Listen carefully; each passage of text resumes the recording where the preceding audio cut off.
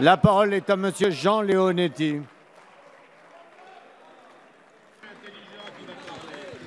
Monsieur le Président, mes chers collègues, d'abord je voudrais très respectueusement rappeler au gouvernement qu'il gouverne et qu'il est dans la majorité. Et donc, à force de rappeler qu'il y a une primaire à droite, il devrait ne pas oublier qu'il y en a une à gauche d'une autre nature. Et en même temps aussi, se poser la question, auriez-vous déjà accepté votre défaite? Ma question s'adresse à Madame Marisol Touraine, ministre de la Santé. Un malaise profond s'est installé peu à peu, loin des satisfactions que vous avez exprimées au sein des professions médicales. D'abord, malaise des médecins de ville qui se sont vus imposer le tiers payant alors qu'ils croulent déjà sous des charges administratives. Malaise de l'hospitalisation privée qui s'est vue exclue totalement de la mission de service public de santé. Malaise des infirmières qui ont interpellé l'opinion publique de manière dramatique avec des suicides cet été et qui ont rappelé la pénibilité de leur mission. Enfin, malaise des médecins des hôpitaux qui ont été contraints à la grève pour rappeler que 30% des postes sont encore vacants, ce qui montre le peu d'attractivité de la médecine hospitalière. Quelle est la cause de ce malaise? C'est le manque de considération, le manque de confiance et le manque de dialogue qui président à toutes les décisions qui sont prises.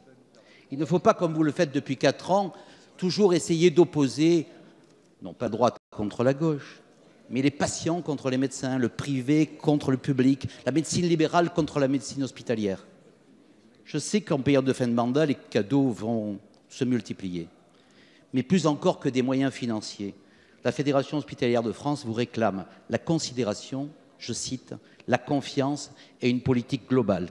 Pour cela, à mon avis, il est déjà trop tard.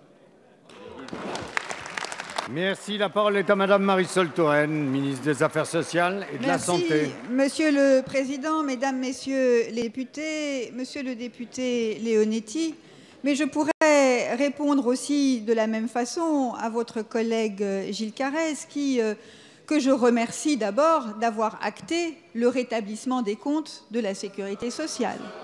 Simplement, comme une bonne nouvelle fait trop de mal à avaler sur les bancs de l'opposition, alors on nous explique que c'est grâce aux réformes qui ont été mises en place par la droite. Mais à vous entendre bientôt, on va croire que c'est grâce au général de Gaulle que les comptes ont été rétablis. Et la vérité,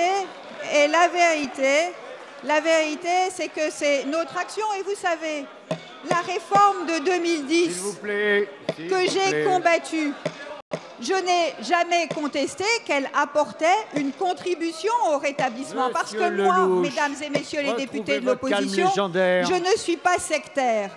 Alors, pour ne pas être sectaire, je vous conseille de reconnaître le travail qui a été accompli, qui a été mis en place et qui nous permet de donner de la confiance à notre système de santé et à nos hôpitaux, Monsieur Leonetti.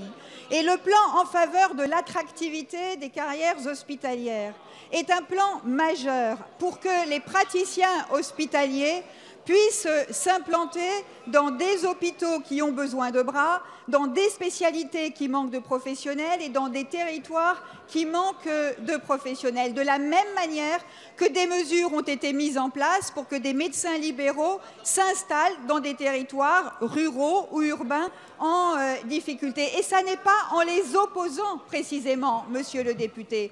Ça n'est pas en expliquant qu'il faut fermer des hôpitaux de proximité et que le service public hospitalier est trop bien traité que l'on redonnera confiance à l'hôpital public.